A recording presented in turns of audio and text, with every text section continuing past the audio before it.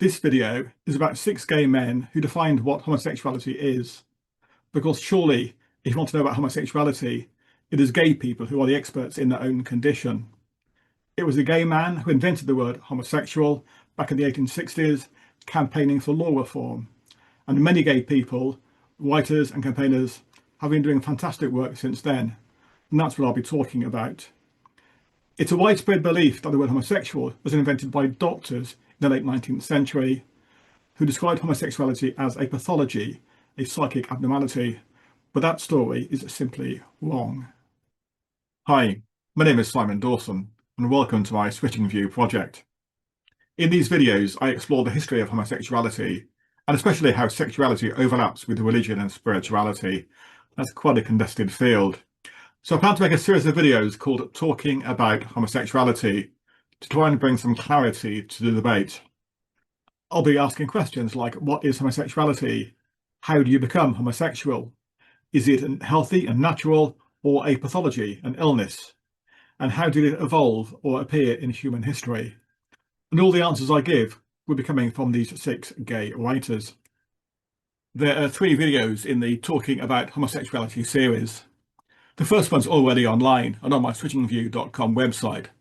It's about Karl Ulrichs and Karl Benny, who were active gay campaigners in the 1860s. This video is about 4 more gay writers and campaigners who were active in the 20th century. And the final video is about modern science and how new research in a massive range of disciplines is transforming our views. Having done the introduction, we can now move on to the fun bit. And the first of my 4 gay 20th century writers, Edward Carpenter. He was famous in his day, but he has faded a bit into obscurity, and he deserves to be much more widely known. I can only give a short biography here, but he's a hero of mine. There's a full video biography and a text of some of his books on 2 of my websites. Briefly, he had a conventional, comfortable, wealthy, Victorian, early life, school and university, and stayed on to teach at Cambridge. But then he had some form of life crisis. He dropped out, to use a modern phrase, and moved to the north of England and began a new life, mixing with a much wider range of people of all classes, and he got involved in more radical politics and activism. He ended up living in Millthorpe near Sheffield with his life partner, George Merrill. He became a strange mix, a man with a deep conventional classical education, but he used his knowledge to promote radical social ideas. Carpenter wrote about all sorts of things, but by the mid-1890s he wanted to start exploring homosexuality. By this time the study and the writings about the subject had taken off all over Europe. Because he could speak fluent German, he could study the works of Karl Ulrichs, and also doctors like Krafft Ebing and Albert Moll. And in the UK he met other people. There was Henry Havelock Ellis, a doctor who wanted to start exploring homosexuality, and John Addington Symonds, a gay man like Carpenter, who wanted to work on a more pro-gay cause. Carpenter wrote a series of books over almost 20 years, but he was constantly chasing the same 2 questions. Firstly, is homosexuality a pathology, something unhealthy or abnormal, as the doctors suggested? Or is it a perfectly normal and healthy variation of human condition, as Carpenter argued? Or even, could it be of benefit to society? And secondly, and importantly, if you want to be scientific, where do you get the evidence to prove your case? In terms of what homosexuality is, Carpenter had studied the works of Karl Ulrichs and valued him greatly. In fact, Carpenter's colleague and friend, John Addington Symonds, had visited Ulrichs in exile in Italy in 1891 and found him living in some poverty. It's reported that Symonds' partner, a young gondolier called Angelo Fazzato, was astonished by the love and respect shown by Symonds to this aged and quite decrepit person. Ulrichs had argued that homosexuality was, in some way innate or inborn, in some way formed in the womb, and in some way related to the overlap of male and female within the body. And Ulrichs had become famous for the phrase, a female psyche in a male body. To many people, these are contested ideas, and they can't agree with them. But in the 3rd video, I'll explain that modern science, especially the biological sciences, are beginning to say that Ulrichs was quite close to correct in all 4 of these statements. Carpenter's ponderous Victorian writing said very much the same thing. Homosexuality was, in a vast number of cases, quite instinctive and congenital, mentally and physically, and therefore twined in the very roots of individual life and practically ineradicable. And between the normal man and the normal woman exist a great number of intermediate types. Types, for instance, in which the body may be perfectly feminine, whilst the mind and feelings are decidedly masculine, and vice versa. What's interesting about Carpenter, though, is not what he said about what homosexuality is, but what he said about where you get the evidence to prove your case. And that's what I'll talk about now. In Europe, the traditional method used by doctors and psychologists was the case study, writing up and analysing people who came to see you in your medical practice. And Carpenter was convinced that these doctors weren't aware of how much their case studies was affected firstly by their own unconscious prejudice, and secondly by the prejudice and discrimination in wider society. Carpenter worked away at the problem for almost 20 years, and what I'll explain to you now is his fully developed thesis, given in his final book on homosexuality, Intermediate Types Among Primitive Folk. I think this thesis is fundamentally important. Sadly, many modern writers on homosexuality have not caught up with it even today, over 100 years later, and that's a real problem and a real sadness. And intermediate types was Carpenter's umbrella term for people who were in some way between male and female, people who were same-sex attracted or gender variant, people who today might have the label LGBTQIA. The issue for Carpenter was this: how do you get academically valid evidence that homosexuality is a healthy and a natural variation in the human condition? And he had two key insights. Firstly, Carpenter wasn't a doctor, but due to his stereotypical English public school education, he was widely read in the classics, religion and history. He was able to argue that, looking at intermediate type people, similar variations have existed in considerable abundance in all ages and among all races of the world. And he started to look at these reports from history and the classics to find examples of same-sex love outside European prejudice, which were positive and valued.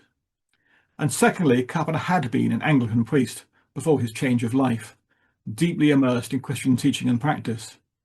And he argued that it was Christian teaching that was a primary cause of anti-gay prejudice.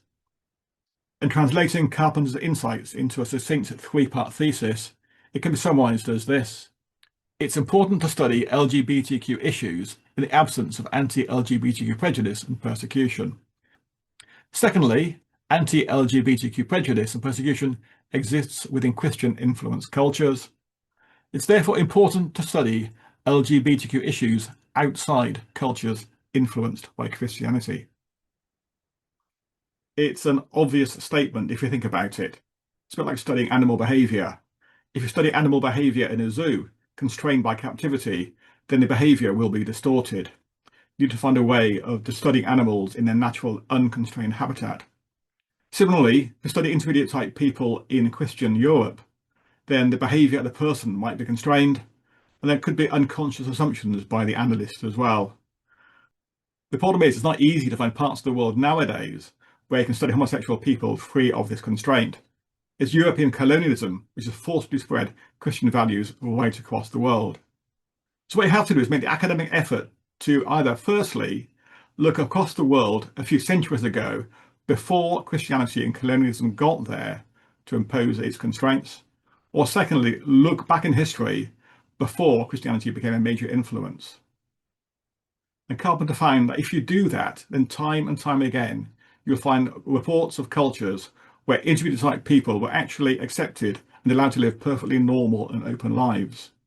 And going beyond that, there are many, many, many reports of cultures where such people were seen to be of benefit to society. They were valued by the cultures, the contributions that they made. And Carpenter also found that these contributions were in two key areas: in the service of religion and the service of warfare, what in my own research I label queer ministry and warrior love. There are countless reports across history where intermediate type people became the shaman, the priests, and the counsellors of their culture, and they crop up frequently as eunuchs in the text of the Christian and Hebrew Bible. And there are countless reports across history also where it's the loving companionship, the same-sex love, which helps warriors support each other and become effective in battle. I've only got time to give a few short examples here, but I cover this in detail on my Switching View YouTube channel and website. This slide shows Osh, Tish and Wewa, third gender spiritual leaders of the Crow and Zulu nations in 19th century USA. These people filled roles which are fully integrated into the cultural and spiritual life of the tribe and were valued. Such people were amazingly common. People born as men, but who took on a woman's role, were documented in 150 indigenous tribes in the USA and Canada. Oshtish became a shaman and a skilled interpreter of dreams, while Wewa became a counsellor, almost a statesman, trusted to negotiate between the male and female groups within the tribe, and on behalf of the tribe with the US government. Sadly, such people were suppressed under colonialism. Interviewed in 1919, Oshtish said that they were the only one of their type left. All the others were way back in history. These are Galai, priests of the goddess Cybele, found right across the Roman Empire. These also were gender-variant men who took on a woman's role in clothing and hair and jewellery in the way they spoke. Some even underwent castration to make their gender transition more complete. These priests served in the temples. In the grave marker on the right, you can see the musical tools of their trade, as well as the woman-like clothing and jewellery. Again, gender-variant priests were widespread and prominent in the temples and mystery religions in Rome from 300 BC, but they were suppressed and persecuted 500 years later with the rise of Christianity. Finally, I can't not talk about Joseph, the son of Jacob, in the Bible book of Genesis. Joseph also is a diviner of dreams, who goes on to become a counsellor in Pharaoh's court. But what's interesting is the coat that Jacob gives to Joseph. In English translations of the Bible, we're told we're not quite sure what it is. It's a sort of coat of many colours, a coat of long sleeves. That's not quite correct. If you examine the Hebrew carefully, then the word used is ketonet pasim. And we're told elsewhere in the Bible that a ketonet pasim is the garment worn by the virgin daughter of a king. It's a princess dress.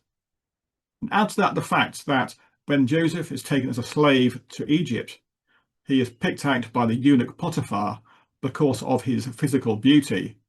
And the word used in Hebrew is the word used elsewhere about women. And all that makes Joseph a gender-variant diviner of dreams, right bang in my queer ministry construct. Warrior love is a term I borrowed from the Bible scholar Theodore Jennings. He describes contexts in which warriors are often accompanied in their exploits by younger male companions who share in the adventures and the dangers of their lovers. These same-sex relationships were valued by their cultures for two main reasons. Firstly, emotional and moral support. The loving companionship was believed by the culture to inspire loyalty and courage and virtue in battle. And secondly, there was teaching and mentorship. The older partner, being experienced, would pass on the skills and the values and the practices of the culture to the younger, while the younger in return would provide companionship, including sexual companionship in many cultures, and service. If you look back to classical Greece, then such same-sex love was explicitly embedded in the culture. Greek writers themselves, like Plato, argued that these relationships provided the cultural transmission and inspiration that made the Greek state so effective. Many had the sacred band of Thebes, an elite military force made up of 150 same-sex couples. It was said that their mutual love inspired their courage and military effectiveness. They sound legendary. They actually existed in history. Japanese samurai culture had a very similar set of ideas about the value of same-sex love. Wakashudo, the way of youth, was the institution in which an adult warrior would pass on samurai values and culture to his page. There's a lot of surviving evidence. Samurai manuals of instruction are explicit about the value of same-sex love. There are many stories of how samurai companions lived and died together in loving companionship. We also have records from Jesuit missionaries which confirms this evidence. This picture shows a famous samurai, Hashiba Hideyoshi, with his page boy, Ishida Mitsunari, who later became a famous samurai himself. You note the tender way Hideyoshi holds his page's hand, compared to the dismissive attitude showed to the woman behind.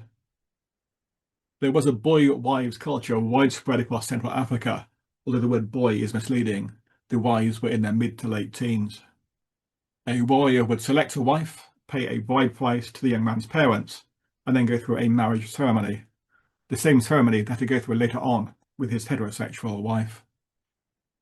And then from Anglo-Saxon England, we have this rare example of a double grave, both described by the excavator as warriors of noble rank. One skeleton is adult male, the others of lighter build, and not possible for archaeologists to be certain of the gender. But if one assumes that it's male because of the weapons, then this fits that warrior love construct very closely. I need to be careful here. I try to cover Carpenter's arguments in a very short video, so things are having to be greatly simplified.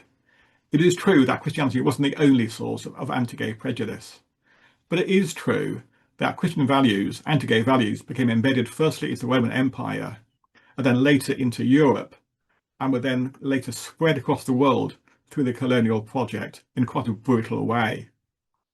It is possible to argue, I think, that it was the spread of anti-gay Christian-inspired values across the world, stage by stage, which is a major factor in understanding how, first of all, across the world, intermediate-type people were accepted and were later suppressed. And it was Carpenter, the ex-priest and scholar of religion, who first understood this. One needs to study homosexuality outside the sphere of influence of Christianity.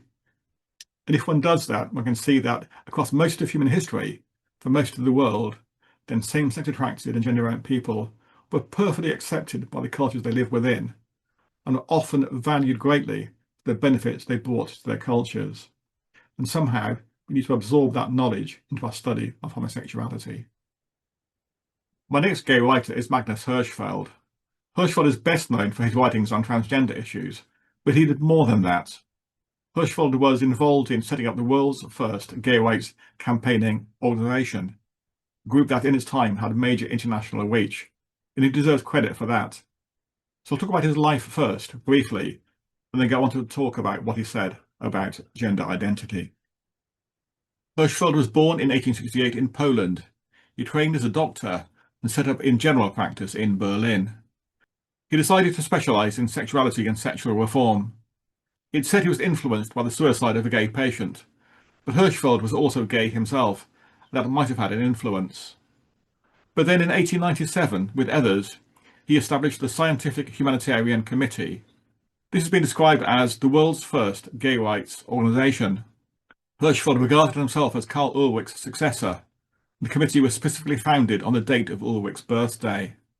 Its theme was justice through science. You can't punish somebody for something they were born as. The group set out campaigning for legal change, but with a scientific focus. It started academic publishing, with a yearbook of detailed scientific papers, and a series of international conferences. They got involved in public education. And then in 1919, Hirschfeld was a wealthy man through his medical practice, and so he could fund the setting up of the Institute for Sexual Science. This was a spacious villa in Berlin, which became the base for all of his work, both the campaigning and his medical practice.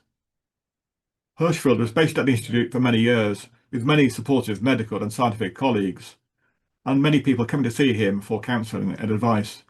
This was the ideal background to carry out detailed scientific study into sexuality. He developed a theory of sexual intermediaries. There's a vast spectrum somewhere between the poles of being pure male and pure female, and most people were somewhere in the middle rather than being purely at either end. Within that, homosexuality and being transgender were two ways of being somewhere in that spectrum. Hirschfeld's key insight is the difference between identity and orientation. Your identity relates to who you are in yourself, and so your gender identity is about what gender you feel yourself to be. Am I a man or a woman at my deepest level? Whereas your orientation relates to the other person who you are oriented towards. And so your sexual orientation describes the sex of who you desire. The two categories are different. So putting this together, if you had the body of a man who identified as a man, but also desired a man, then that would make you homosexual. But if you had the body of a man with a strong belief that you were a woman, that would make you a transgender woman. Note that your gender identity is not affected by whether you desire a man or a woman. Within this understanding, then certain words have specific meanings. The word sex relates to bodily appearance, the word gender relates to your identity, and sexuality is your sexual orientation. Just like Ulrichs argued for homosexuality, Hirschfeld argued that this gender identity was entirely natural and inborn, and almost certainly formed in the womb. And that was the basis of his legal campaign. Justice through science. You should not criminalise what science shows to be natural. Before we differ Hirschfeld's theories, I want to bring things up to date with insights from modern science. Science is complex and multifaceted and developing. What I'm saying only came out in the last 5 years, but scientists are saying with increasing confidence that transgenderism and homosexuality are related to aspects of human biology, especially sexual differentiation within the brain. It seems that on some reports, for a homosexual man, then parts of the brain are shaped more like a straight woman's brain than a straight man's brain. Whereas for a trans woman, parts of their brain are also more like a woman's brain than a man's brain, but different bits from those in a homosexual man. The bits are related to perception of the self and perception of the body. And that may explain in part why, for a trans woman, they have a body that looks like a man's body, but they believe themselves strongly to be a woman. It seems that Hirschfeld was correct, but is the law able to cope with these new insights? By the 1920s, Hirschfeld's Institute for Sexual Science was going full swing. What's remarkable is that it looks very similar to a modern sexual health drop-in centre you might find in London or New York nowadays. Education and public outreach, marriage and sexual counselling, legal aid, sex education, clinical treatment, all done by practitioners backing up their work by detailed scientific research. Hirschfeld's Institute offered the support to men and women, gay and straight, cis and trans, but he did begin to develop services for transgender people. There's the obvious advice and counselling, but also Hirschfeld issued a transvestite pass, so people going out into Berlin could explain themselves to the police and avoid harassment. And people working at the Institute began to develop the earliest forms of hormone treatment and gender-affirming surgery. But also, and importantly, then a community of people developed around the Institute where transgender people could just simply meet and support and help each other. The picture on the left shows a party at the Institute. Bottom right is Magnus Hirschfeld, known to his friends in the Institute as Aunt Magnesia, with his partner Karl Geisser. And on the right are some of the community having the confidence to go out into Berlin. Although Hirschfeld and the Institute thrived in the tolerant atmosphere of Weimar Germany in the 1920s, by the early 1930s, Hitler and the Nazis were gaining power and things becoming more difficult. Hirschfeld, being gay and Jewish and pro-transgender, was an obvious target. Having said that, in 1930, Hirschfeld embarked on a long worldwide lecture tour where he was feted and welcomed, which shows the power of the widespread sexual reform movement around the world. But sadly, back in Germany, things were getting worse. The Nazis came to power in January 1933, and on 6th of May 1933, then students from the Hitler Youth movement raided the Institute. The library was ransacked, and tens of thousands of books and journals and case notes were lost forever. The iconic Nazi book burnings included the Institute's papers, and the bust of Hirschfeld was put on top of the pyre. Fortunately, Hirschfeld was abroad at the time. He never returned to Germany and died in exile in Nice in 1935. But because of the loss of the papers and case notes and books, and the destruction of the team working at the Institute, then the cause for transgender rights was put back by about 50 years. My next gay writer is Harry Hay. Well, I want to admit right from the start that it's not a universally loved figure like Magnus Hirschfeld was. He was not a team player, and although he had some quite brilliant ideas, he tended to make as many enemies as friends in the way he pushed them forward, and even his many loyal friends were sometimes exasperated by the way he behaved. And also he put forth some challenging ideas, asked challenging questions, like asking about homosexuality: why are we here? What are we for? Not everybody agreed with the answers he gave, but that's fine. Just simply asking the questions can be useful in itself, making us think about it. And asking those deep questions was Harry Hay's contribution. Harry was born in England in 1912. He moved with his family to America as a child and settled down in the Los Angeles, Hollywood area. And as a young adult, he found work as an actor and musician and teacher. At the time, Hollywood was full of creative people and radical politics, and Harry became active in the Communist Party. He began to apply communist theory to his own homosexual condition. Harry had read Edward Carpenter's book Intermediate Types when he was aged 11, so he was aware of gay issues and gay politics from an early age. Applying communist theory, he began to see homosexual people as an oppressed minority, like the working classes or ethnic minorities. According to communist theory, oppressed minorities are groups with shared characteristics that face systemic oppression.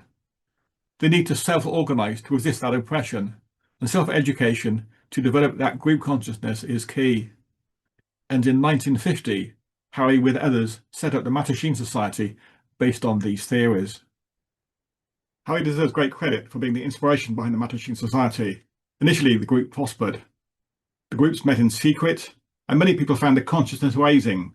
The chance to discuss their issues with people like themselves was transformative. People within the group published one magazine, the first gay lifestyle publication, and people within the group also got involved successfully in some early court cases. But in 1953, there was a crisis. New people coming into the group wanted to be more cautious and to assimilate more, and Harry's radical politics was seen as a problem.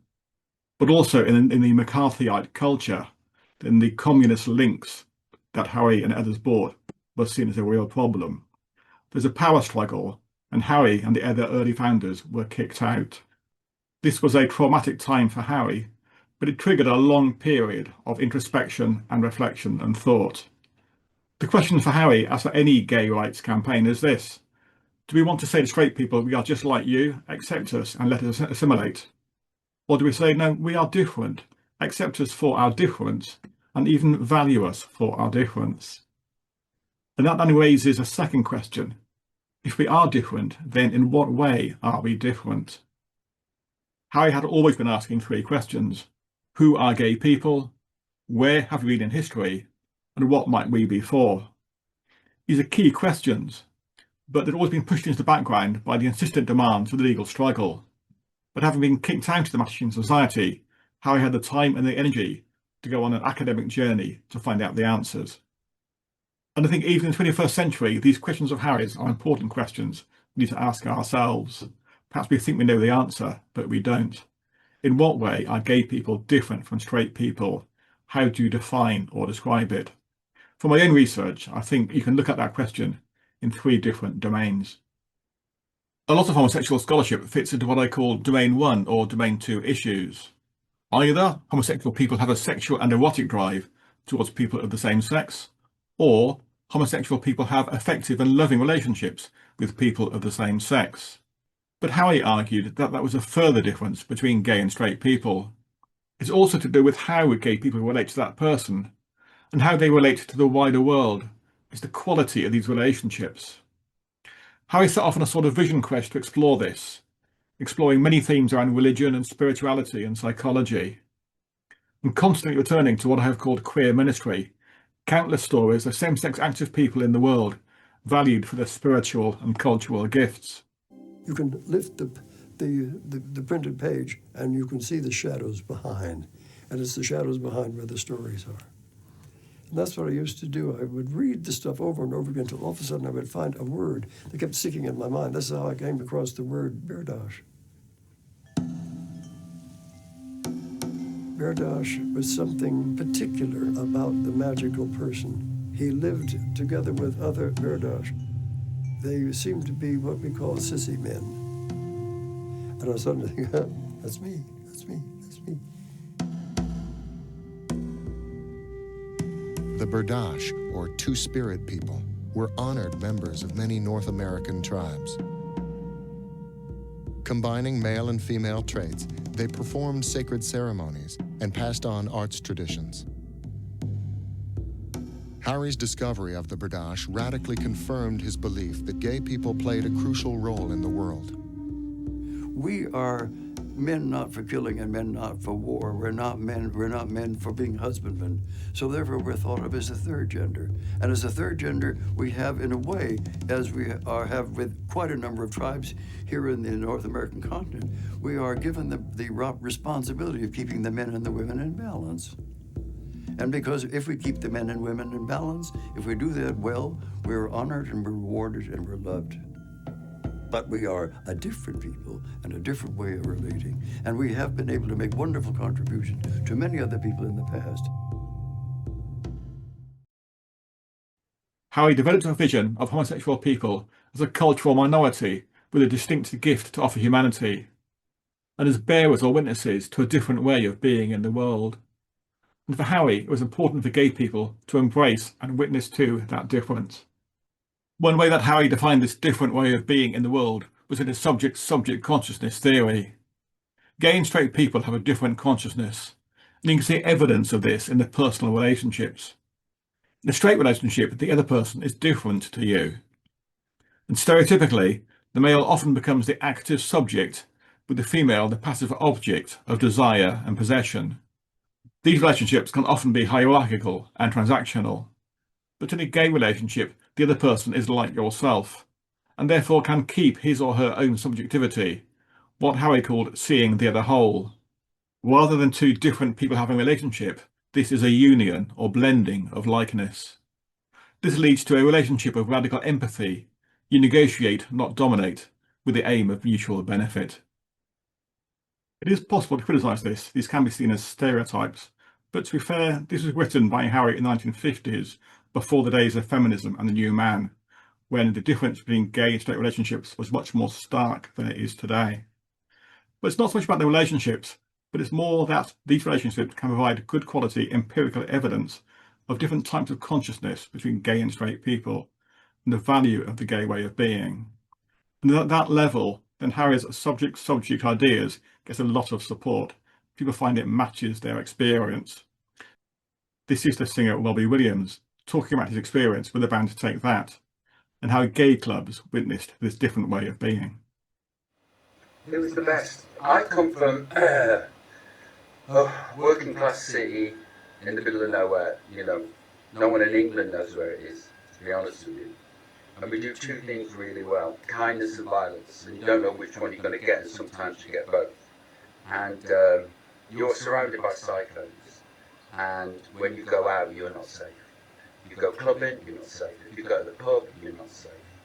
And then all of a sudden, as a 16-year-old, I'm introduced into this magical world of safety and acceptance.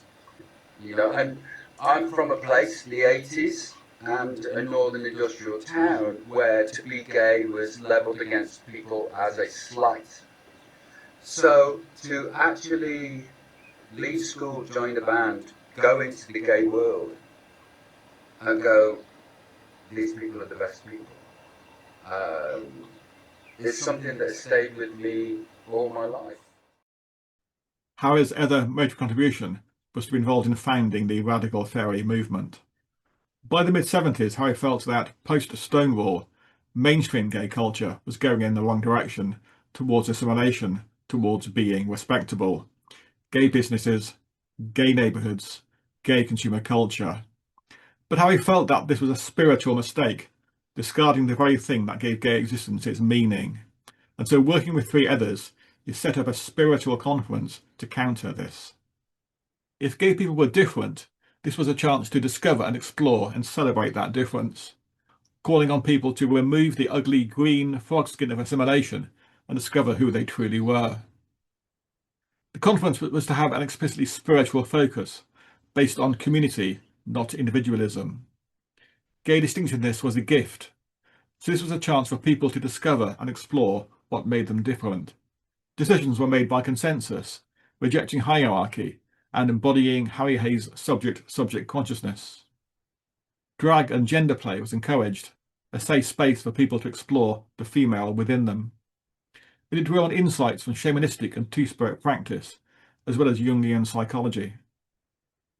Like the early Mattachine Society, this was genuinely new and transformative for many people, chaotic and emotional, but unlike anything else in gay culture.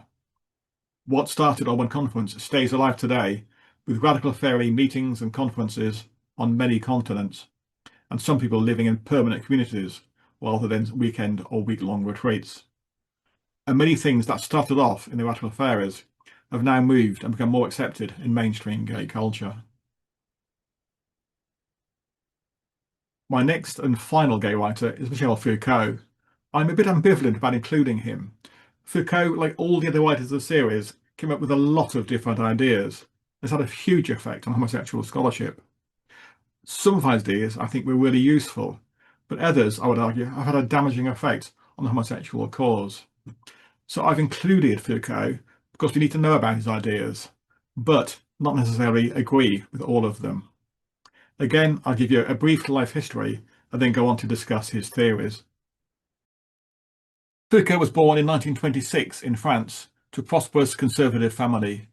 He had strict home life and Catholic schooling, which left him with a lifelong interest in how power works in institutions, for better or worse.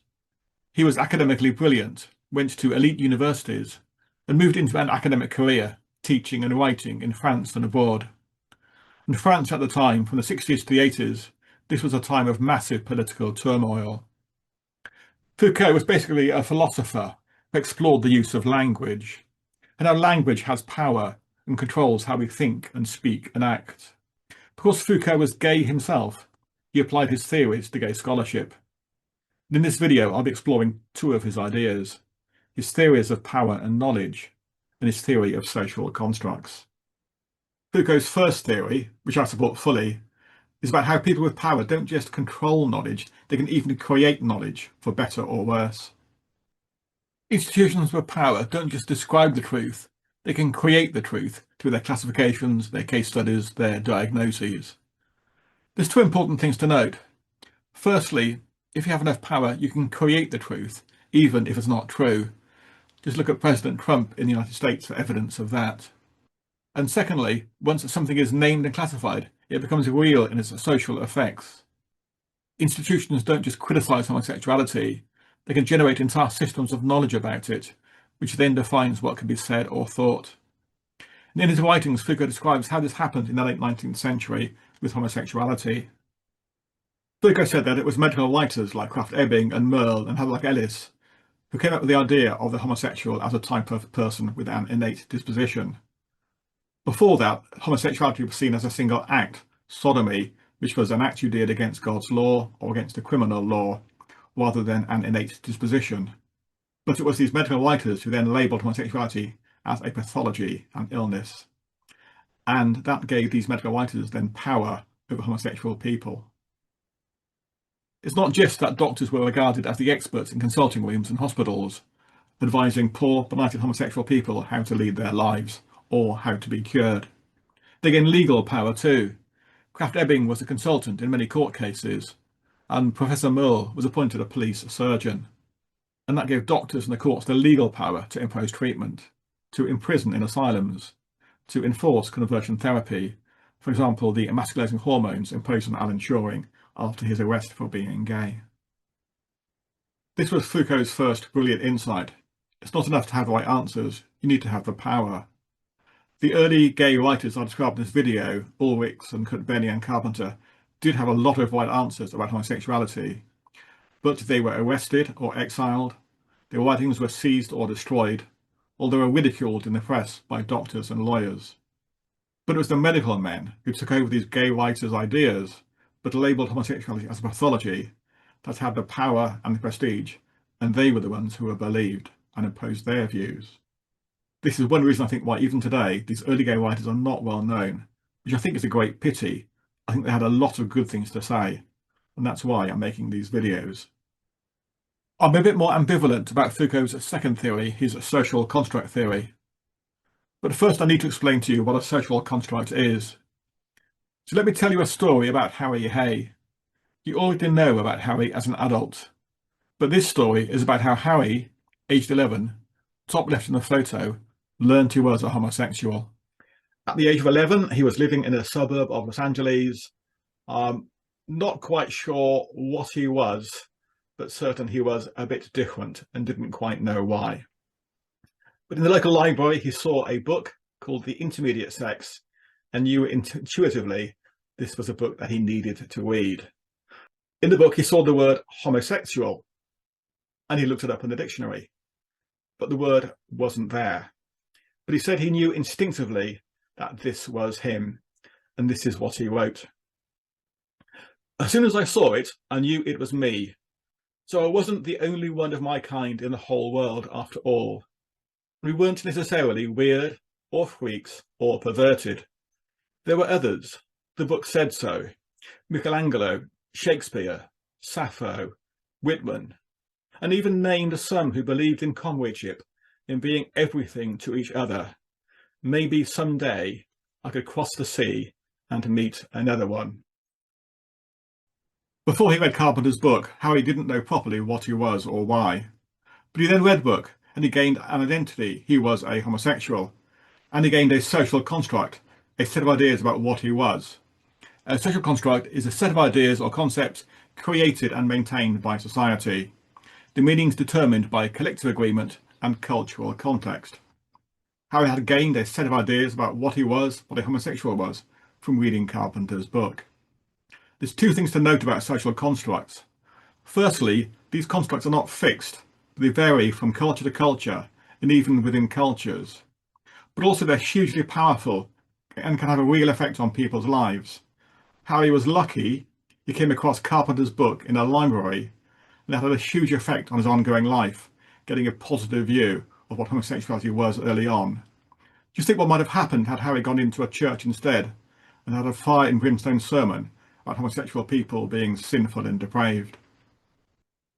The way that I see it, you have this tension between a person's relatively stable, innate homosexual disposition and the values, cultures and attitudes they learn from the culture around them, which is very variable. To understand somebody's life, you need to look at both their disposition and their construct. For example, you could take three people, all with a relatively similar innate homosexual disposition, but the way they live their lives and understand themselves will be very different, depending if they were a medieval monk or a Greek warrior or a modern New York club goer. To understand a person's life, you need to look at both their innate disposition and their social construct. But sadly, that's not the way that Foucault and his followers saw it. For Foucault, especially those who followed after him, then the debate became only about the construct, and the importance of the innate disposition was minimised or even denied. To put it briefly, in the political turmoil of the late 20th century, then the discussion of race and gender and sexuality and the rise of queer theory, discourse is all about escaping from the political and cultural constraints of the past and gaining the ability to construct your own narratives, your own freedoms. And in that culture, that any suggestion that we were constrained by our biology became suspect. By the 1990s, then arguing for an innate homosexual orientation was considered in many academic circles to be naive at best or politically reactionary at worst. And some of the arguments from these early writers like Ulrichs and Kurt-Benny and Carpenter were considered to be old hat with nothing to say to us, and the books faded away. But that's a pity they've been lost. I think the arguments from Foucault about construct were fantastic, but there's an overreach in saying it's only about construct and disposition is not important. Somehow we've got to come back from that overreach and get back in balance, and balance the arguments from Foucault about construct alongside the arguments about innate disposition from Ulrichs and so on in some sort of creative synthesis. I think if we can do that, then we can find the right way forward and the right answer. So what can I say to sum up this video? What does it all mean? As I said in the introduction, there's a lot of confusion in the world today about homosexuality and what it is. And I want to bring some clarity to that debate. I set myself to answer these 4 questions. What is homosexuality? How do you become homosexual? Is it healthy and normal, or is it, as the doctors believed, a pathology? Something has gone wrong. And how did homosexuality evolve in the human history? I argue that it's gay people best placed to give us the answers here, because surely gay people are the experts in their own condition. So let me remind you again briefly of what the 6 gay scholars said. And this time, as I tell their stories, notice it's not 6 independent people working separately, but the ideas of 6 experts coalescing into one single narrative. I won't say much about Karl Kurt-Benny, as he was focused on changing the law rather than investigating homosexuality, but he had some stunning legal insights. He was the man who invented the words and the idea of homosexual and heterosexual. He wanted to argue that you must have equality before the law. Whatever law you bring in must be applied equally to gay and straight alike. He also talked about laws based on controlling actual harm, not laws based on religious dogma or superstition. And he discussed how you consent to sexual activity. These are pretty modern and stunning insights for a guy writing in the 1860s. But the key player, actually, is his contemporary, Karl Ulrichs. What is astonishing about Karl Ulrichs is not that he was a hugely brave gay campaigner, the world's first out gay man, but that he was also, at the same time, a brilliant scholar. His insights about homosexuality are still valid today. It was, he said, in some way innate or inborn, in some way formed in the womb, and in some way involving the overlap of male and female within the person. He used the phrase, in some way, a female psyche in a male body. These claims are disputed by many people, but I'll show in the third video how modern science gives us evidence that Ulrichs was close to correct in all four of these statements. If you take nothing else from this video, remember this slide. And everything that follows for the next four scholars I describe builds on and is about Ulrichs' work. Magnus Hirschfeld saw himself as the disciple of Karl Ulrichs and stuck closely to his ideas. But it was Hirschfeld in the 1920s who defined the difference between homosexuality and transgenderism. He defined sexual orientation as being distinct from gender identity. These are different but related factors. Both are innate dispositions, both involve the interaction of male and female within the person, but they produce different life experiences. Edward Carpenter's contribution was different. Whilst he agreed with Ulrichs about what homosexuality was, his main thesis was to look at where you got the evidence to support your case. He argued that European culture was tainted by Christian anti-gay prejudice, so research into homosexuality looking only in Europe would be equally tainted. You need to supplement your research by looking outside Christian-influenced cultures, and if you do that, you get interesting data. Gender variance in same-sex attraction existed right across the world and right across history. Time and time again, the reports say, such people were not only accepted, but even valued for what they brought to their cultures. But that stopped when Christianity came onto the scene, to be replaced by suppression and genocide. And we need to include such thinking and such data into our study of homosexuality and not be totally Europe-focused. Perhaps it's not gay people that should be on trial, but Christianity. Harry Hay combined Carpenter's research ideas with his own political consciousness, but learnt in his early life as a Communist Party organiser. Gay people were an oppressed minority who needed to self-educate and to develop a group consciousness. Based in America, he could learn from third gender and two-spirit people that he met. Harry argued that homosexual people were not just straight people who happened to have sex with people of the same sex. They had a different way of being. They were different personally, socially, culturally, and spiritually. For Harry, we were witnesses to a different way of being in the world, a cultural minority with a distinct gift to offer humanity. We need to claim that value and claim that difference. Simple assimilation would be a political and personal mistake. Having said all this, there's one obvious question. If these scholars like Ulrichs and Bennig and Hirschfeld were so brilliant and got everything right, well, how come that isn't what people think today? How come they are almost unknown? And that's where my last scholar comes in, Michel Foucault. Foucault was a philosopher who talked about things like truth and power. And if you understand Foucault's work, then you can understand what happened here. It's all about power. Foucault described how power and truth and knowledge are linked. It is in discourse that power and knowledge are joined together. If you're powerful enough, then you can impose your own truth, your own discourse, and constrain the ideas of others, even if your own ideas are not actually based on reality. Look at Donald Trump and his Truth Social for evidence of that. This is what happened to Bennig and Carpenter and so on. They had the right ideas, but they came up against powerful institutions who offered a different discourse, and so their own ideas were overruled and ignored. It happened twice. In the late 19th, early 20th century, it was a medical debate.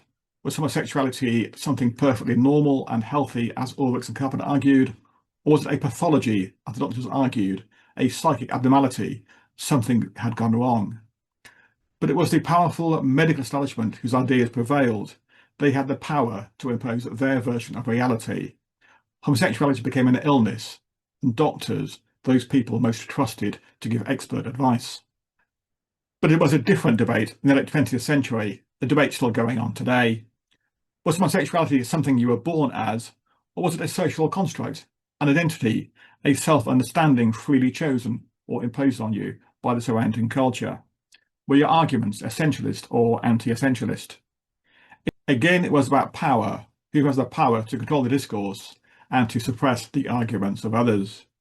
In the strongly prevailing mood in many university departments, the acceptable discourse was all and only about identity, anti-essentialism, freedom to choose. The essentialist ideas of these 5 scholars were seen as irrelevant, with nothing to say to the modern world. People like me who supported these 5 scholars were seen as naive at best or reactionary at worst. Thankfully, things are beginning to change. Over the last 20 years, modern science has begun to show that Ulrich and his followers were right all along, and begun to challenge the pure identity politics of the last 40 years. Homosexuality as an innate disposition does exist. Innate inborn disposition and chosen sexual identity both exist, both are relevant. Hopefully we can move for more integrated scholarship that balances both aspects in the debate. And hopefully we can learn again to value what Ulrich and his followers have to say to us. So we've got to the end of the video. It's been a bit of a marathon, so thanks for staying with it. I hope you found it worthwhile. Let me finally remind you of just 2 things. Please look out for my website, switchingview.com. You'll find links to all the other videos I've uploaded and some text and resources documents, giving you a lot more detail about what I've been talking about. And look out for the 3rd video in this series, What Can Modern Science Say Homosexuality Is? There's a lot of new and good stuff there. Who knew, for example, that over 1,500 animals display homosexual behaviour? And that says interesting things about evolution. People are saying nowadays that homosexuality and transgenderism evolved because of the benefit that it brought to human culture. And that's the sort of thing I'll be talking about. See you then.